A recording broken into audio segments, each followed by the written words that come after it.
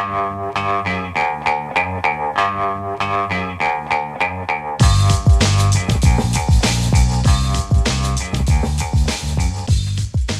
the Brian Lehrer Show on WNYC. Good morning again, everyone. Now we continue our election series, 30 issues in 30 days, and we're in the final stretch of our series with issue number 28 today. Should New York City keep, expand, or eliminate its so-called safe injection sites? Now, those sites are intended to allow people to use certain illegal and dangerous drugs in a supervised setting. Currently, the city has 2 such sites, which were established after the pandemic under Mayor Eric Adams. Here are all 3 candidates from last week's mayoral debate answering a question from my co-moderator, Errol Lewis of New York One, during a lightning round. Would you expand, decrease, or keep the same number of so-called safe injection sites for drug users in the city, Mr. Mamdani?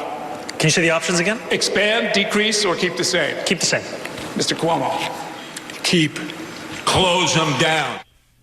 Republican candidate Curtis Sliwa speaking last there, saying close them down. The breakout news was that Democratic candidate Zohran Mamdani, a longtime supporter of expanding the sites, now seems to agree with independent candidate Andrew Cuomo to keep the number the same, just 2. So now we'll cover issue number 28 by first explaining what services these safe injection sites provide, and then breaking down the conflicting politics surrounding them, and specifically why Mamdani's view may have shifted on the subject. With us first is Sam Rivera, Executive Director of OnPoint NYC, a nonprofit in East Harlem with a sister location in Washington Heights. OnPoint is one of the providers of what is sometimes referred to as harm reduction services for opioid users. Also on the line is Ethan Geringer-Sameth, healthcare reporter at Crain's New York Business, who has covered this topic. Sam and Ethan, welcome to WNYC.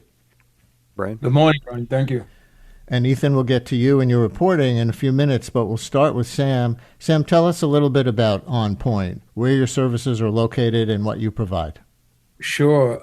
OnPoint is a well-rounded, fully funded, health intervention wellness hub. It's a long title, but it's the best way to explain what we do. So we provide an array of services both in East Harlem, brick and mortar in East Harlem, Washington Heights, and then we provide services in the South Bronx as well. So we are known as a harm reduction organization. We've been in the community for over 33 years, and it's important to share that because people tend to confuse us. And yes, we provide an array of health services, specifically around folks who use drugs. Not only folks who use drugs, but primarily folks who use drugs, case management, food and nutrition, showers and laundry, holistic health, which includes acupuncture, massage, etc., mental health services, and a bunch of other services. And of course, we also have a very large footprint in the community through our outreach and public safety team. Just the last thing I want to say, we have OPCs, overdose prevention centers, not injection sites. Part of that is intentional. That language is intentional, and we want to make sure people are clear that they're not just injection sites, and primary goal, is to keep our folks alive. Right. So Errol, in the lightning round question, used the term so-called safe injection sites. Yes. Other articles mention harm reduction centers. You just used the term that you used, but you cited multiple sites that OnPoint has, but the reporting I've seen says there are only 2 of these, what are referred to as safe injection sites. So are there some where you offer that service and some where you don't? Yes, so our 2 brick and mortar locations, one is in East Harlem on 126th Street, and the other is in Washington Heights on 181st Street. Those are the 2 places where you offer those services. The other services are provided through our outreach and public safety teams. And earlier this year, to give listeners some context, the health news site Stat News reported on OnPoint, and they wrote OnPoint began offering supervised consumption services. That's how they describe it, supervised consumption services in 2021. And it says, in that span, its records show it has reversed over 1,700 overdoses without a single participant death. that from Stat News, and that number was reported even higher in a good way by our guest from Cranes. So you want to make your pitch to our listeners? How does OnPoint reduce the number of deaths caused by drug overdoses? And why would you argue, I presume, to expand the number of such sites? Yes, I go back to before we opened, and what was happening around the United States was this narrative that spoke to not having enough evidence throughout other countries. And so now we're here, and we're coming up on our 4th year, and exactly what we expected is happening, and it's exciting. If you hear some emotion in my voice, it's because we're keeping beautiful New Yorkers alive, and it impacts me in this work, something I've been committed to for over 30 years. And I think about our amazing staff who provide these services.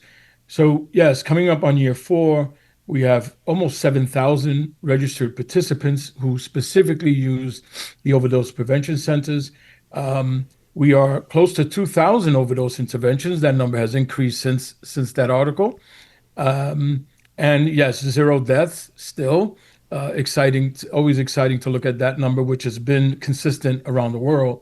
And then two other very important numbers are over 7,000 units of hazardous waste. So if we talk about expanding, these are just 2 New York City, in fact, 2 Manhattan neighborhoods. Can we imagine, and we can imagine what it would look like if we had sites throughout the city. The impact would be amazing. And the other thing is, over 230,000 utilizations, Brian.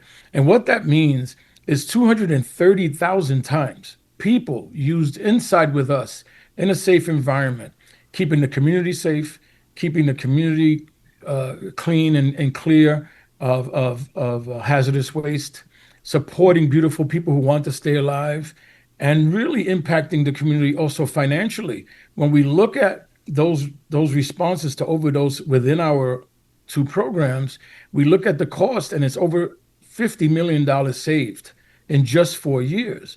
And the other thing that we don't talk about enough is the impact on a global scale, and what this means, that now we have interventions we can measure in the United States and specifically in New York.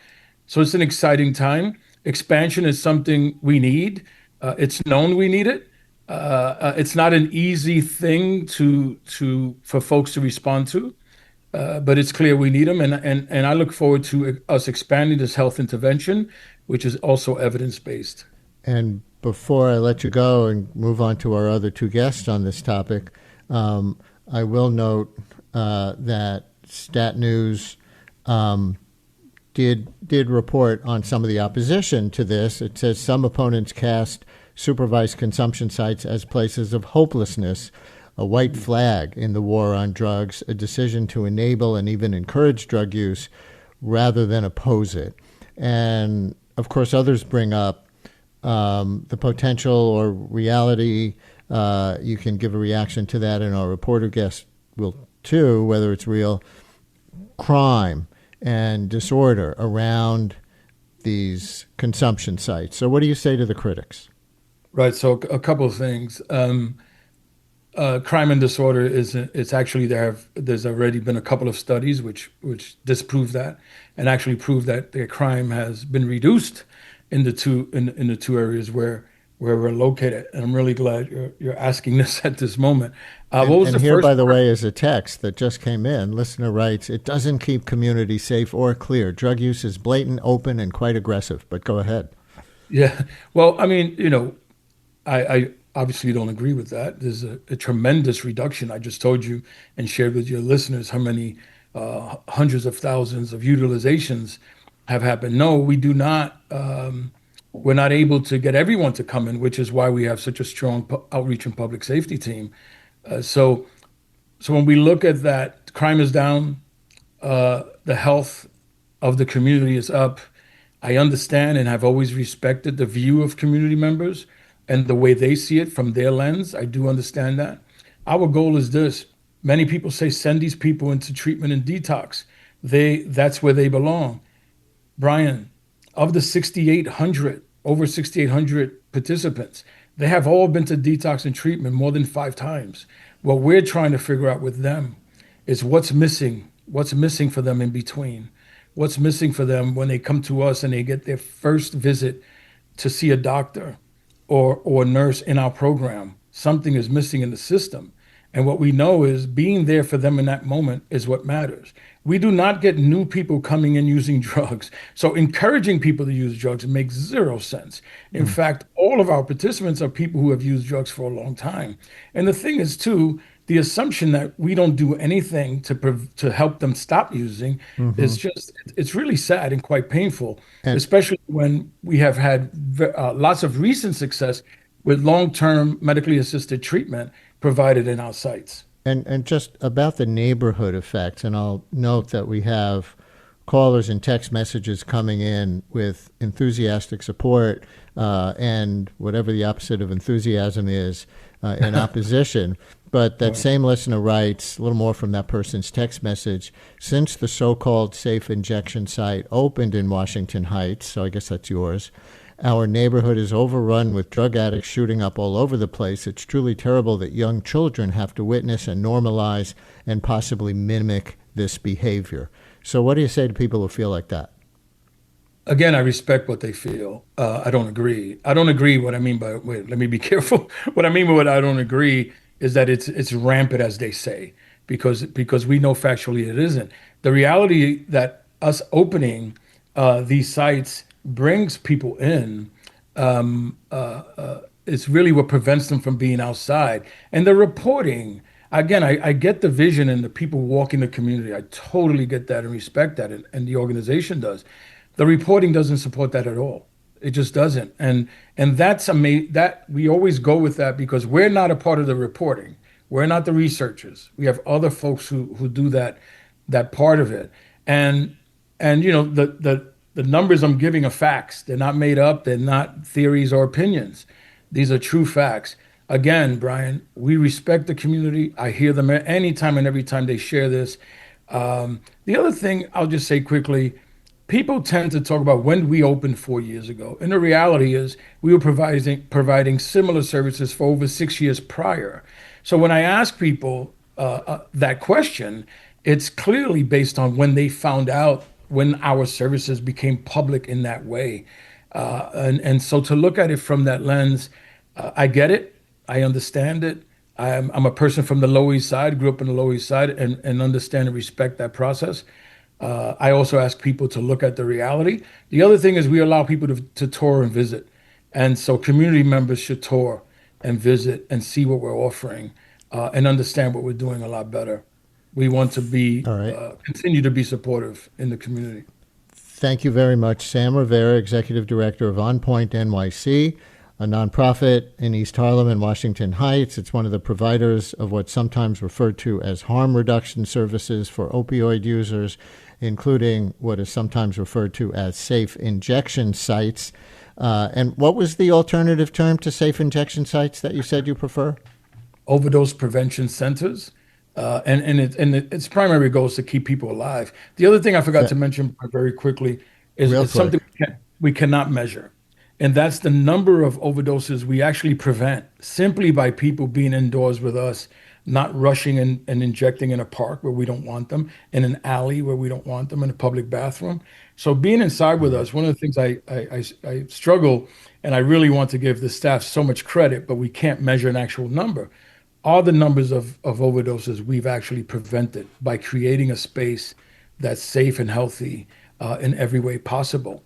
Lastly, and let me leave it there because we're short on time and you've been on for a while, but I really appreciate you coming on and talking about that. And certainly the reporter from Cranes, who we're going to talk to now, does back up the last thing that you said about preventing a lot of overdoses and citing the number 1,900 of those since you went online a few years ago. So, Sam, thank you very much.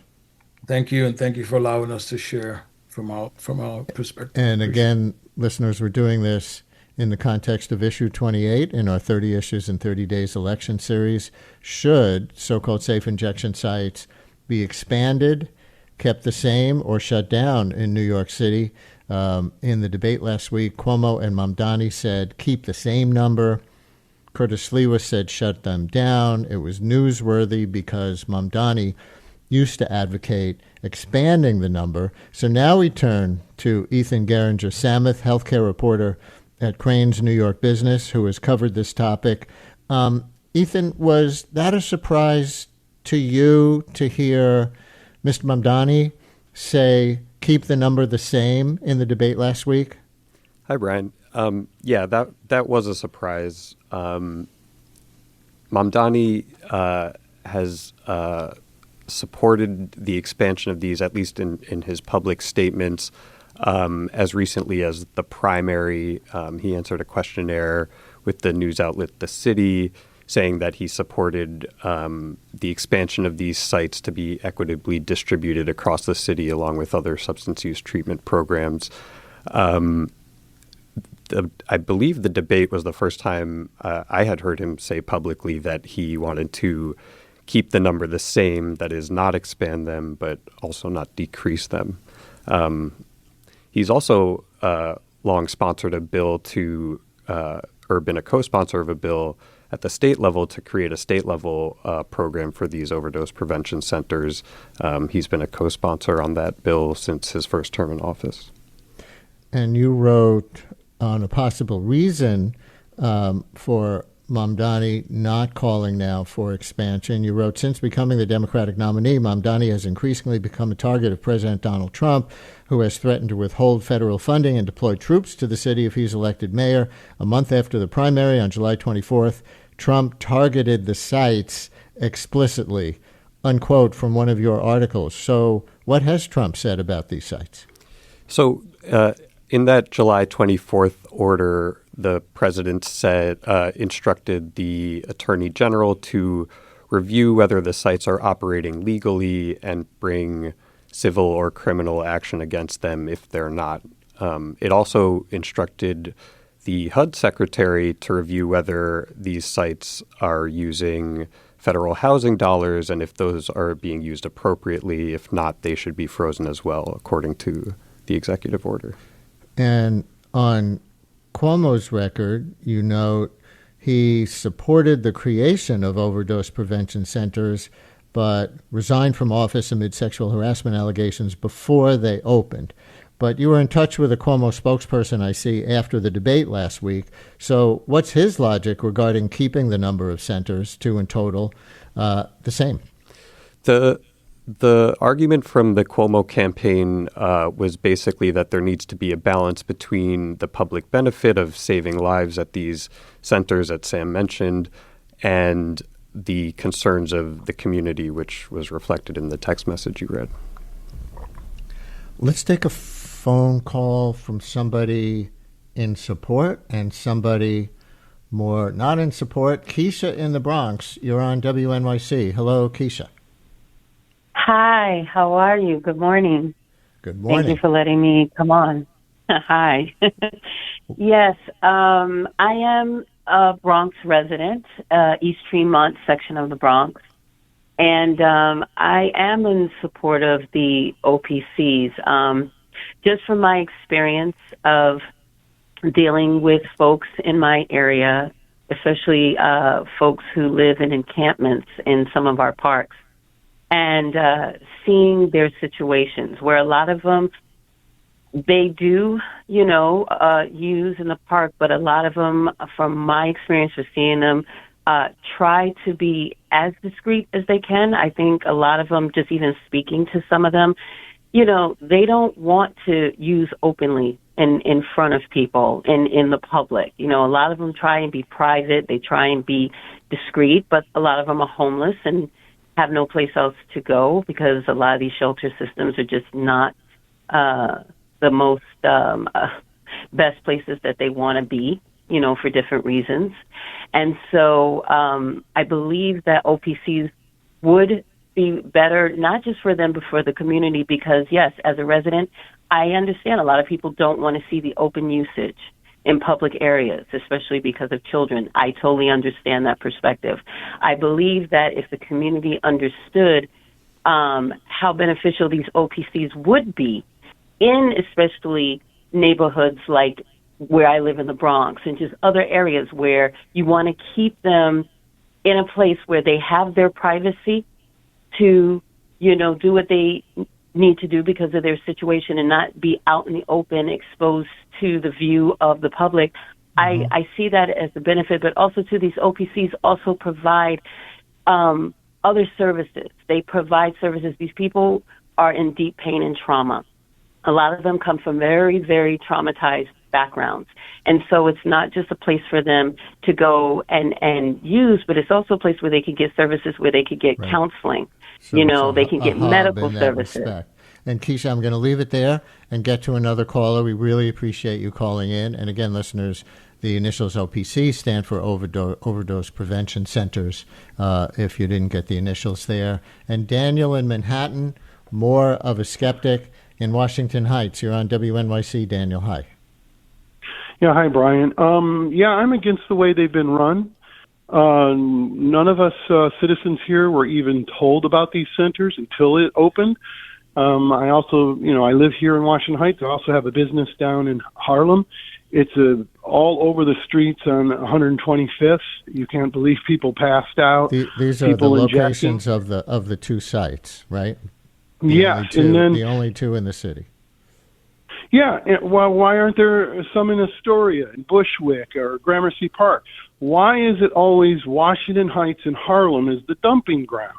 They want to close down Riker, and guess where they want to put the new prisons? Up here in Washington Heights. Now, I have 3 children. I have seen people injecting right at 181st and Fort Washington, right outside my favorite bodega and across street from a Starbucks, just shooting up. I've asked them, please don't do that. My children are with me. I get a big F off, okay? These people, I believe, who are coming around these sites are just collating or gathering around these sites because that's where maybe drugs can be found outside of the site. But it's going to become a political issue because we're not being represented. We don't have a seat at the table. I mean, just the average citizen. And now where I'm at, up here where they call Hudson Heights, we've exploded with families of children and everything. And suddenly over like the last year, we have all these people injecting down on the subways. There's needles all over the place. And we also have beggars like we've never had before. People asking for money, standing outside our grocery store, standing at the 183rd entrance, standing at 181st, going over to 190. They're in Fort Tryon Park. It's like everybody has gravitated to this area. And when we talk to citizens, nobody has any. It feels like they have any say in it. Go ahead. Daniel, I'm gonna run for time, but I hear you, all those things, and we hear the caller before you making cases for.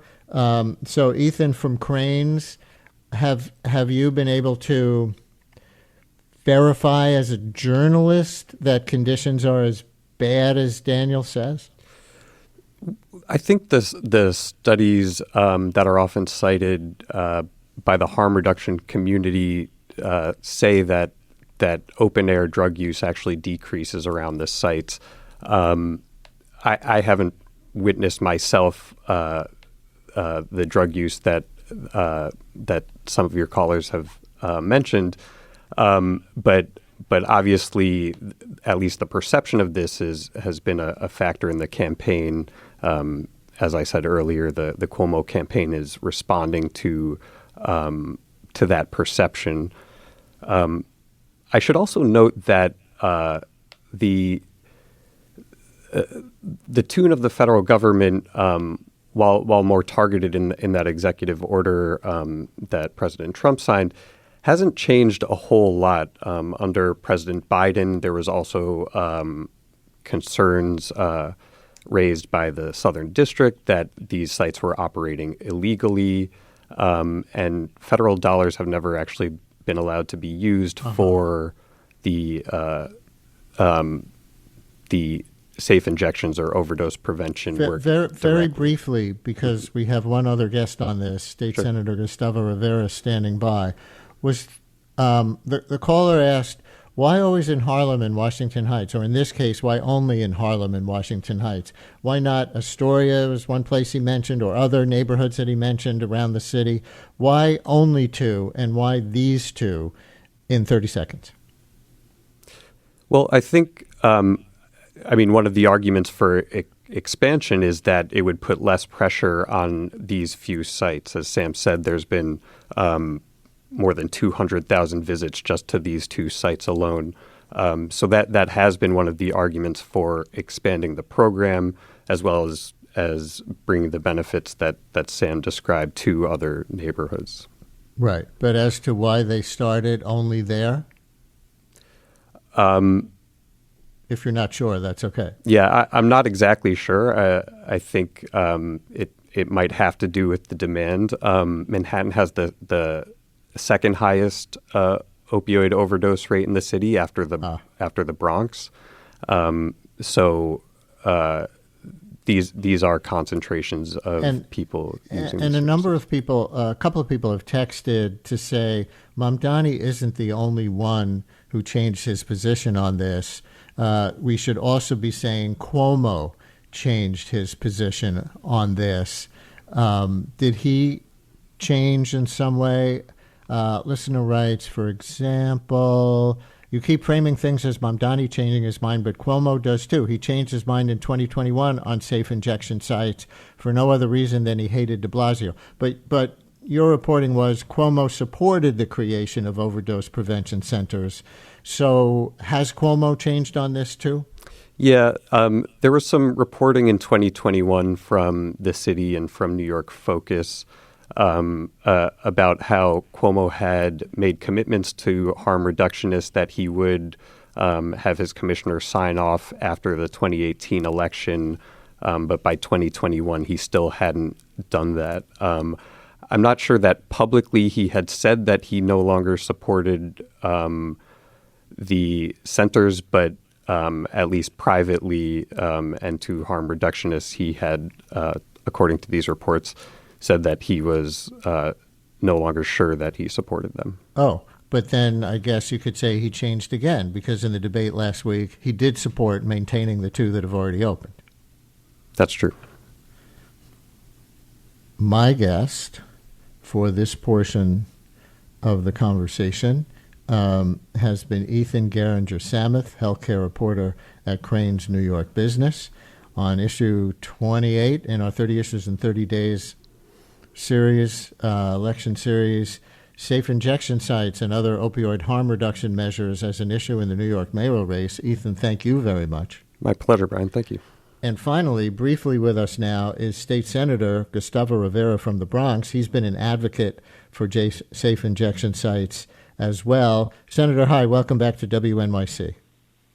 Pleasure to be with you, Brian. And I actually have answers to most of the questions that you asked, by the way. I can get right into it if you'd like. Well, tell me why this has been an interest of yours. Is it a particular problem in your district? And I guess one of the things that our last caller would be wondering is, if so, why isn't there a safe injection site in your district? That's very important to say. First of all, the reason why there's only two sites is because those were the sites that were approved under the de Blasio administration as he was going out. There is a bill that I've had for years in the state to actually authorize them and regulate them across the state of New York. It has not passed, but what de Blasio demonstrated is could be done by an executive order. These organizations OnPoint was ready to put them together, and so they were ready at that point, so that's why these two sites exist. And to their credit, as much as I have criticized Eric Adams, they have always been supportive of the sites remaining there. And so that's the reason why there's only two sites. I want one in the Bronx. I am out openly advocating for one in my community, and there's all sorts of complications related to the organization being ready, the space being correct, community involvement, etc. But there's all of that. By the way, as far as Cuomo is, you will not be surprised to learn, full of it. He said that he was supportive during most of his tenure, and he consistently dragged his feet throughout all of it. So he was talking out of both sides of his mouth, as he usually does, to harm reductionists and to folks saying he was going to put them together, and they never actually happened. So and I see, am I right that Mamdani in the legislature has been a co-sponsor of your Safer Consumption Services Act? I believe he is a supporter of the bill, yes. And so were you surprised to hear him say that he only supports keeping the two sites that already exist now in the debate? Well, I will tell you this. I disagree with I support Zohran fully, and I look forward to talking to him at length about this after he becomes mayor next week. But I think that what's important here is two things. First of all, there is the Department of Community Safety, which he is certainly going to focus a lot of his energy on. There has to be an inclusion of people suffering from drug addiction and overdoses, etc., in that plan of public safety, the community safety department. Because the reality is that there's so much criminalization that happens because of drug use, so that has to be addressed there.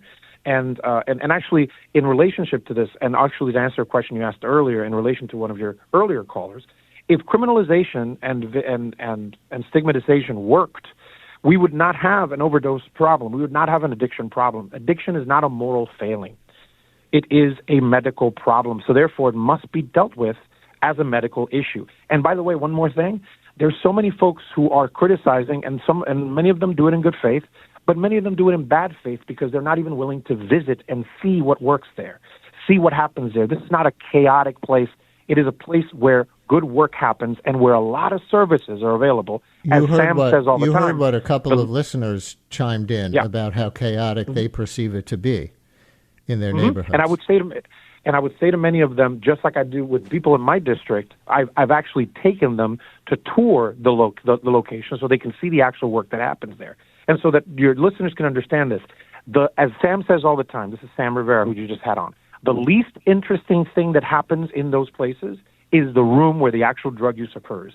Everything else that happens around it, the medical care, the mental care, the counseling, the food available for folks who need it, et cetera, these services that surround the place where people use are actually, internally, it doesn't happen outside, and it actually means that they're connected to services to actually get better. And one thing, let me ask you one last question in our last minute. Yes. And I have a feeling I know what you're going to say, but how do you feel about the Trump administration's efforts to cut down on the amount of fentanyl in the United States in the first place? That's one of the topics of his negotiations with Xi Jinping, who he's going to meet with this week. And of course, there are the attacks on the suspected drug boats now coming up from Latin America. Well, that's obviously a large question that has to do with international relations and abuse of power in international waters, et cetera. But what I will say, just to underline this, if criminalization solved drug use, solved drug addiction, and solved overdoses, it would have happened already. And to some of the listeners who might be opposed to these overdose prevention centers, I would say to them, you can't have it both ways. I don't want your child to see somebody shooting up in the street. I don't, which is the reason why I support a place where they can use on medical supervision and with care around them so they can get connected to services that actually will get them to not use anymore or to be in a better place. So I believe in them. I will continue to support them, and I will do so under the next administration as well. State Senator Gustavo Rivera from the Bronx, Riverdale, Pelham Parkway, Van Ness, Belmont, Norwood, Van Cortlandt Park, Bronx Zoo and Botanical Garden area, a lot of the Bronx represented in the State Senate by Gustavo Rivera. Thank you for joining us on this. Thank you for having me, Brian. And that's issue 28 in 30 issues in 30 days. Tomorrow, issue 29, the school funding formula as an issue in the New Jersey governor's race.